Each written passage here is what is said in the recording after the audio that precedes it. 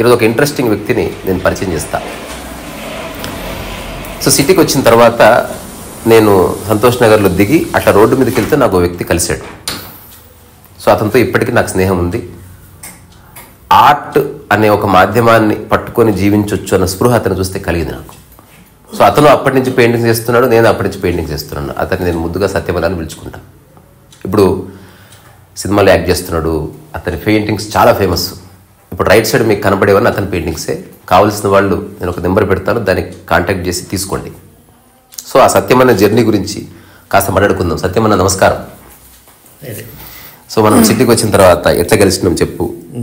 కొన్ని ప్రశ్నలు వేస్తా, ఆసువుగా ఆన్సర్లు చూద్దాం ఎటుపోతుంది. యా, అయితే 1996లో ఏ సంవత్సరాలు చెప్పకు, ఏజ్ అంత అవసరం లేదు. అంటే అప్పుడు మేము చిన్న పిల్లలం, అప్పుడు ఫస్ట్ టైం కలిసి. సంతోష్ నగర్లో నాకు చిన్న కమర్షియల్ షాప్ ఉండే. కమర్షియల్ షాప్లో అంటే బ్యానర్స్, బోర్డ్స్ అవన్నీ రాసుకునేవాళ్ళం. సో అక్కడ నుంచి తను JNTU ఫైనాన్స్లో నేను ఆల్రెడీ సెకండ్ ఇయర్ చేస్తున్నా. రజనీకాంత్, దూలం శ్రీను, జమీల్ అని ముగ్గురు వచ్చారు BFA కోచింగ్ కోసం. అవును, ఆ కోచింగ్ గుర్తుంది కదా? గుర్తుంది. సో అది చిన్న షాపు, ఇక అక్కడనే కూర్చొని నేర్చుకుంటారు. దాంట్లో కూర్చోడానికి ఈ 2 బండలు ఉంటాయి, అంతే ఉంటుంది. అది దానికి అప్పుడే 1000 రూపీస్ రెంట్ ఉండే. సో అక్కడ నుంచి బొమ్మలు గీయడం స్టార్ట్ చేసారు. అసలు ఫస్ట్ ఆయన డ్రా చేయడం అది ఎట్లా అంటే ఒక సీనియర్ ఆర్టిస్ట్ చేసినట్టు చేసేది తను. ఇంకా విషయం ఏంటంటే JNTUలో సీట్ వచ్చింది, ముగ్గురికి వచ్చింది. నా దగ్గర ముగ్గురు నేర్చుకుని ముగ్గురికి వచ్చింది. తర్వాత అందరూ కంటిన్యూ చేసారు. ఒకటే సంవత్సరం నేర్చుకుండు. నేను ఒక క్వశ్చన్ వేసిన, నీకు ఎందుకు రజనీ బంద్ చేసిన వల్ల కంటిన్యూ చేస్తున్నాడంటే, అయిపోయిందన్న నేను నేర్చుకున్నాను అంటే నాకు వచ్చేసింది. నిజానికి అది 1 year చేసింది, కానీ ఈ బొమ్మలు చూడండి ఒక టాప్ ఆర్టిస్ట్ లాగా ఉంటాయి. వీలైతే చూపించండి తను చేసినాయి. రజనీకాంత్ చేసిన బొమ్మలు ఇవన్నీ.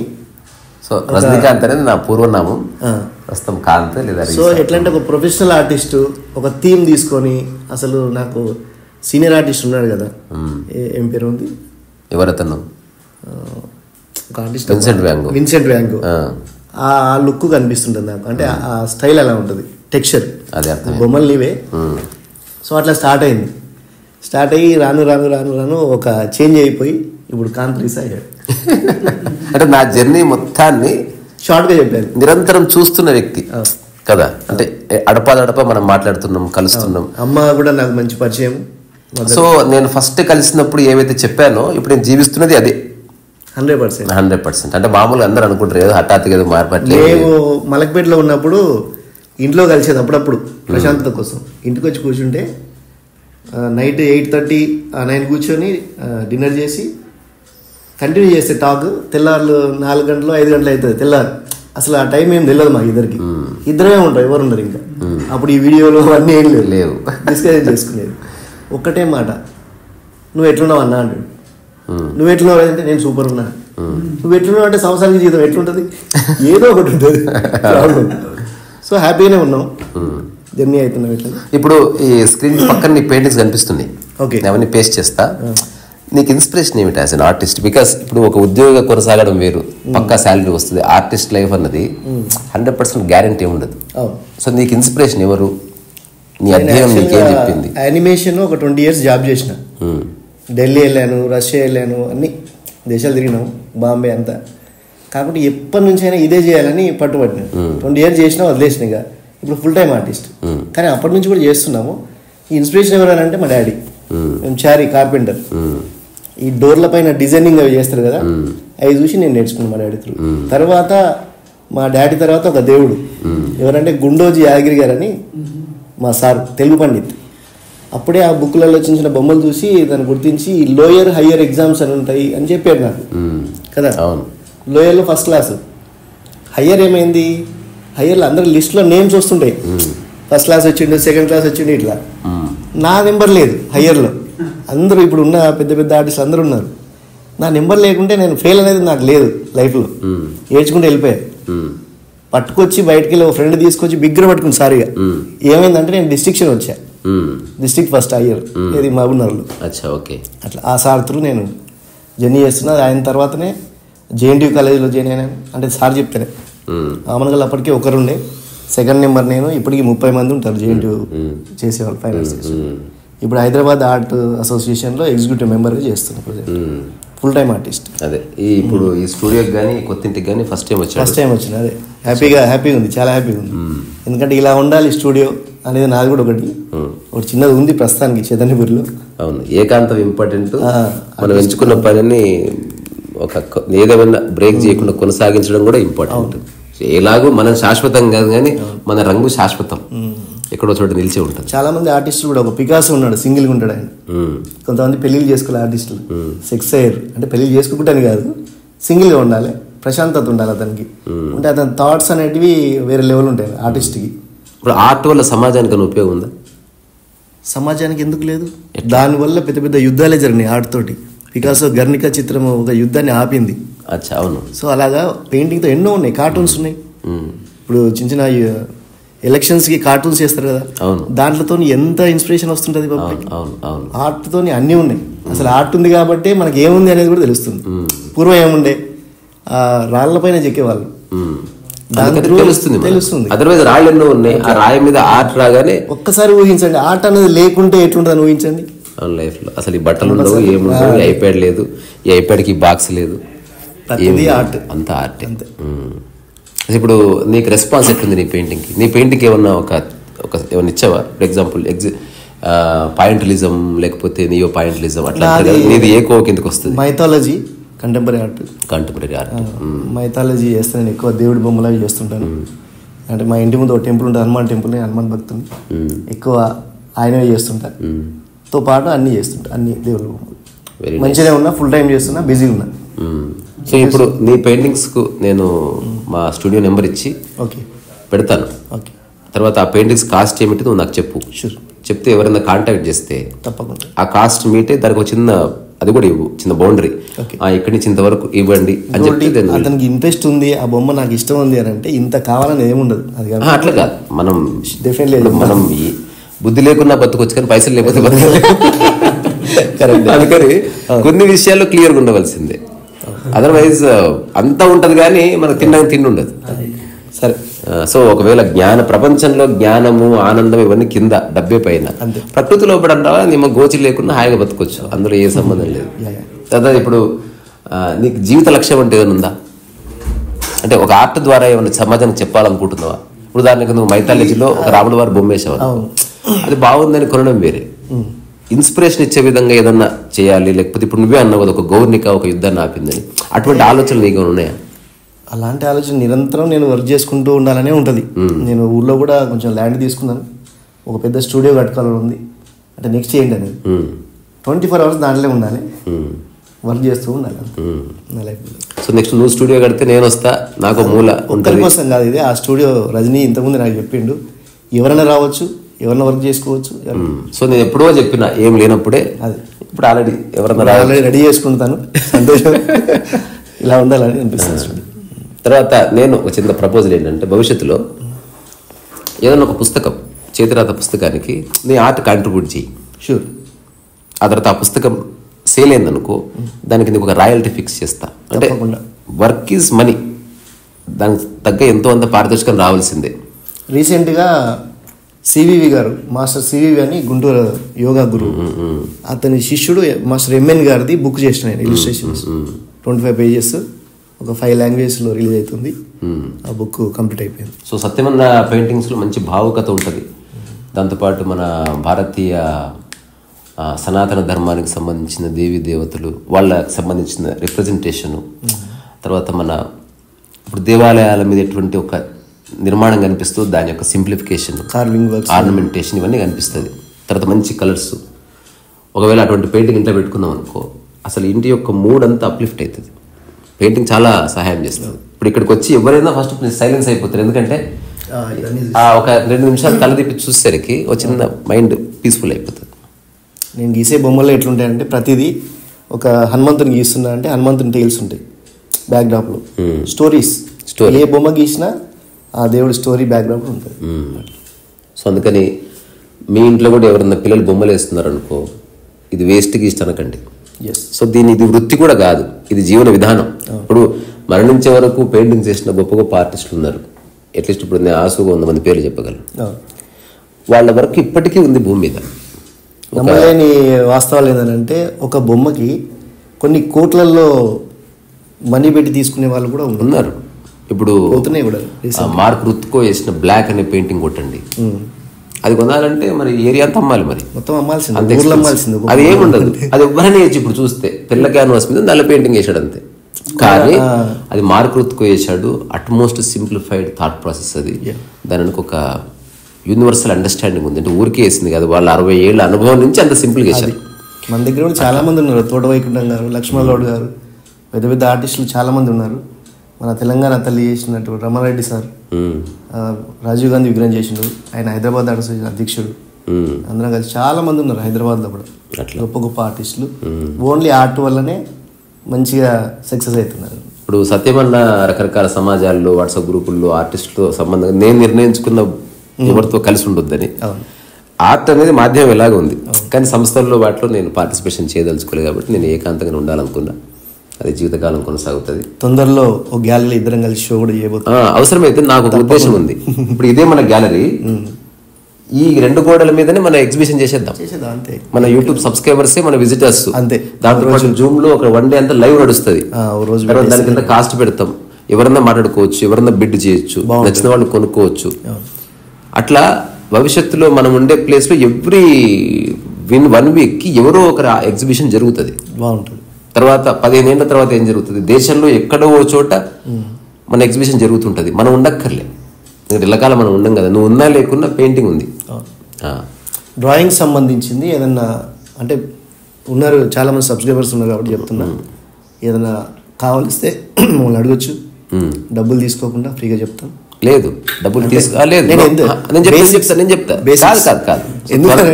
నేను చెప్తా. కొంతమంది ఉంటారు కదా, ఆర్ట్ వర్క్ షాప్ ఒకటి, ఇది నాలెడ్జ్. ఇది మనం ఏం ఆస్తులు రాసి అడుగుతలేము. దానికి బేసిక్ మెటీరియల్ కి నువ్వు ఇచ్చిన సమయం బేసిక్ ప్లస్ మనం సస్టైన్ అవ్వాలి. కొంతమంది ఇంట్రెస్ట్ ఉండి నేర్చుకుందామంటే కొన్ని ఇన్స్టిట్యూట్స్ ఉన్నాయి. ఇప్పుడు ఆర్ట్ తోని బతికే ఇన్స్టిట్యూట్స్ చాలా వచ్చినాయి, లక్షలలో తీసుకుంటున్నారు. యానిమేషన్ కానీ ఇవన్నీ. తర్వాత త్వరలో ఒక చిన్న ప్రక్రియ శ్రీకారం చుట్టబోతున్నా, దాని ఎంట్రీ ఫీ అదంతా చెప్తాను. ఒక పెయింటరు తన పెయింటింగ్ ఎంటీ క్యాన్వాస్ నుంచి పూర్తి చేసే వరకు ఎట్లా పూర్తి చేస్తాడు, ఎట్లా తన కలర్ ప్యాలెట్ వాడతాడు, ఎట్లా బ్రషెస్ కడుక్కుంటాడు. మిగతా వాళ్ళు ఎవరు ఏమి చేయరు, అందరికి కుర్చీలు ఉంటే హై కూర్చుంటారు. ఒక 3 hours తను పెయింటింగ్ వేస్తూ మాట్లాడతాడు, ఎవరు ఏమన్నా ప్రశ్న అడగచ్చు. తద్వారా ఒక ఆర్ట్ చేయడం ఎంత ఇంపార్టెంటో కొన్ని సంవత్సరాలుగా చేస్తున్న వాళ్ళు ఒక రిఫైన్మెంట్ ఉంటుంది. వాడు ఈవెన్ బ్రష్ కడిగిన తుడిచిన దాంట్లో ఒక అందం ఉంటుంది, దాని యొక్క లాంజివిటీకి దానికి సంబంధం ఉంటుంది, దాంతోపాటు సైకాలజీ ఉంటుంది, ప్రతిదానికి ఒక మీనింగ్ ఉంటుంది. సో అట్లా మొట్టమొదటి ఆర్ట్ డెమాన్స్ట్రేషన్ వర్క్ షాప్ సత్యంతోనే స్టార్ట్.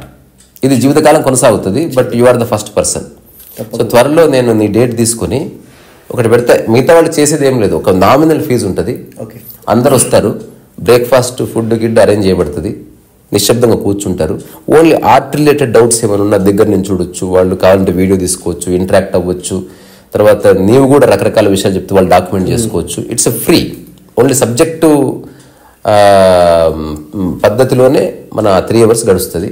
ఆ తర్వాత ఆర్టిస్ట్తో ఇంటరాక్షన్, ఒక కప్ ఆఫ్ టీ, ఆ తర్వాత టాటా బై బై. ఆ తర్వాత ఆ చూసిన దాన్ని అనుభవించి మీకు నచ్చినట్టు మీరు పెయింటింగ్ వేసుకుందరు. కానీ ఫస్ట్ సార్ ఈ కెమెరా పెట్టేసరికి నాకేం ఆలోచన రాలేదు. ఆ రోజు మంచిగా మాట్లాడదాం, అదే అంటే నాకు అలవాటు కాబట్టి. నీ సినిమాల గురించి చెప్పు, సినిమాలకు ఎట్లా పోతుంది హఠాత్తుగా? ఈ మధ్య చేసిన సినిమా ఏంది? సినిమా వచ్చి జితేందర్ రెడ్డి అని, దాంట్లో సర్పంచ్ క్యారెక్టర్ చేసిన. అటువైపు ఎట్లా పోతుంది అసలు? మనకు సంబంధమే లేదు. అంటే నేను ఒక సినిమా వచ్చింది తురుంఖాన్లో అని, దానికి మొత్తం సినిమా పోస్టర్ డిజైనింగ్ చేసిన తర్వాత దాంట్లో డైరెక్టర్ కానీ ఎవరైనా నేను కలిస్తే కంపల్సరీ నాకు ఫ్రెండ్ అయిపోతారు, క్లోజ్ అయిపోయింది బాగా. తన త్రూ విరించి వర్మ ఉన్నారు కదా, ఈ ఉయ్యాల జంపాల, ఆ సార్ వాళ్ళు ఇన్వైట్ చేసినారు రామోజీ ఫిల్మ్ సిటీ. సో ఈ క్యారెక్టర్ ఉంది అంటే అప్పుడు ఫస్ట్ కుమరన్ అన్న బలగంలో ఆ సార్ ఎదురుగా నేను యాక్టింగ్ చేయడం. యాక్టింగ్ ఏదో చేస్తాం కానీ మన దాంట్లో తెలియదు కదా, కెమెరా పెట్టేసరికి వేరే ఆలోచనలు వస్తుంటాయి. సార్ తెలుగు పండితులు లెక్చరర్, ఏం లేదన్నా ఇక్కడ ఎవరు లేరు, నువ్వు ఒక్కడే ఉన్నావు, ఇంకా చెయ్యి అన్నాడు. ఒకటేసరికి ఓకే అయిపోయింది. ఆ సినిమాలో సర్పంచ్ క్యారెక్టర్ చేసినాం. ఇంకొకటి నిన్ననే ఒక షార్ట్ ఫిల్మ్ చేసినాం, యూట్యూబ్ ప్రొడక్షన్ స్టార్ట్ అయింది. కాంత్రిసా YouTube film production company establish అయింది నిన్న. సూపర్. 0 బడ్జెట్తో ఓన్లీ నా యూట్యూబ్ సబ్స్క్రైబర్స్ తోనే సినిమాలు చేస్తా, పెద్ద హీరోలను తీసుకోం మనం, వాళ్ళు రిక్వెస్ట్ చేసినా తీసుకోం. తర్వాత పెద్ద పెద్ద డిస్ట్రిబ్యూటర్స్ కానీ ప్రొడ్యూసర్స్ కానీ మమ్మల్ని సంప్రదించకండి, we are not interested in you. Okay. So ఇప్పుడు నువ్వే హీరోగా పెట్టి ఒక సినిమా తీస్తాను అంటే నా సబ్స్క్రైబర్స్ 10,000 మంది చూస్తే చాలు. అదే ఇప్పుడు ఏమైందంటే ఇట్లనే మా డైరెక్టర్ ఉన్నాడు శివ కళ్యాణ్ అని, ఆ సినిమా చేసిన తురుముకాల సినిమా, అతనితో నేను ఒక షార్ట్ ఫిలిం చేసిన. ఏం చేద్దామనంటే జనాలు నవ్విద్దామని, కామెడీగా. అసలు నా పేరు సత్యం, ఫస్ట్ టైటిల్ చూస్తే నవ్వుతారు. ఏంది అని అంటే ఏతులో సత్యం, దాంట్లో అన్ని ఏతులే ఉంటాయి అన్నట్టు. సో అది ఒక వెబ్ సిరీస్ అయిపోయింది, ఒక ఎపిసోడ్ అయిపోయింది, చాలా బాగా వచ్చింది. తొందరలో అది కూడా మా ప్రొడ్యూసర్ వచ్చి జగన్ బాబు అని అన్న, మా ఫ్రెండ్ ఉమామహేశ్వర్ అని వాళ్ళ అదే నేను అనుకోకుండా వంశీ గారి సినిమాలో కనిపించిన నాకు సినిమాలు చేద్దామని ఉంది. నాకు యాక్టింగ్ అంటే నేను ఎట్లున్నా అట్లే ఉంటుంది, అదే యాక్టింగ్ అయితే ఓకే. కానీ ఇప్పుడు సినిమాల్లో ఇంత బడ్జెట్స్ పెట్టడం వల్ల కథ ఎక్కడికో పోయి మిగతా అన్నిటికీ ప్రాధాన్యత ఉంది, ఈగోలకి వాటికి వీటికి కాకుండా ఒక కథగా ప్రజెంట్ చేయాలనేది నా మెయిన్ ఉద్దేశం. తర్వాత నెక్స్ట్ ఏమిటి, ఎవరెవరైతే చూస్తున్నారో నచ్చితే వాళ్ళు ఓటీటీ గిటీటీ ఏం లేదు, మా స్టూడియో నెంబర్ ఉంటుంది, నచ్చితే కొంత డబ్బులు ఇవ్వండి అంతే తప్ప వీఆర్ నాట్ బెగింగ్. ఎందుకంటే మళ్ళీ నెక్స్ట్ వీడియో తీయాలి. సో అత్యంత తక్కువ ఖర్చుతో అంటే లీస్ట్ నిన్న మా బడ్జెట్ ఆలోచన, నిన్న మా బడ్జెట్ ఎంతంటే దాదాపు 50 రూపాయలు. అంటే మేము అంతా అయిపోయినాక ఛాయ్ తాగినాం, పోయి 50 రూపాయలు, 150 రూపాయలు కాఫీ తాగినాం. ఆల్రెడీ వీడియో అయిపోయింది, ఎడిటింగ్ అయిపోయింది, అప్లోడ్ అయిపోయింది. 8,000 మంది.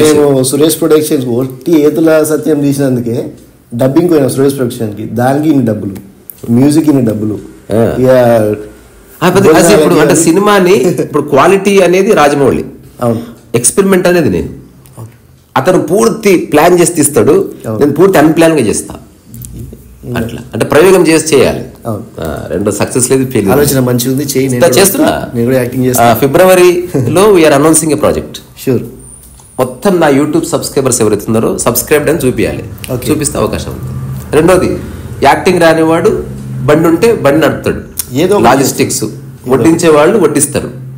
మనం ఎక్కడ ప్రొడక్షన్కి వెళ్ళము, బియ్యం పప్పులు అందరు తీసుకొస్తారు, కిలో హాఫ్ కిలో అట్లా మనమే గిన్నె పెట్టుకొని వండుకుంటాం. రెండోది, 2 లేదా 3 లొకేషన్స్ లోనే సినిమా తీయబడుతుంది. అమెరికా నెక్స్ట్ మనం ఎట్లా చేస్తాం, దానికి చాలా ప్రయోగాలు ఉన్నాయి, టైం వచ్చినప్పుడు చెప్తాం. సో నీ పెయింటింగ్ జర్నీ ఇంకా ఫలవంతం కావాలని, మనం అకారణంగా ఇట్లనే పెయింటింగ్ చేస్తూ ఉండాలని, ప్రపంచం మన పెయింటింగ్స్ ని పట్టించుకోకపోయినా మనం కొనసాగించాలి.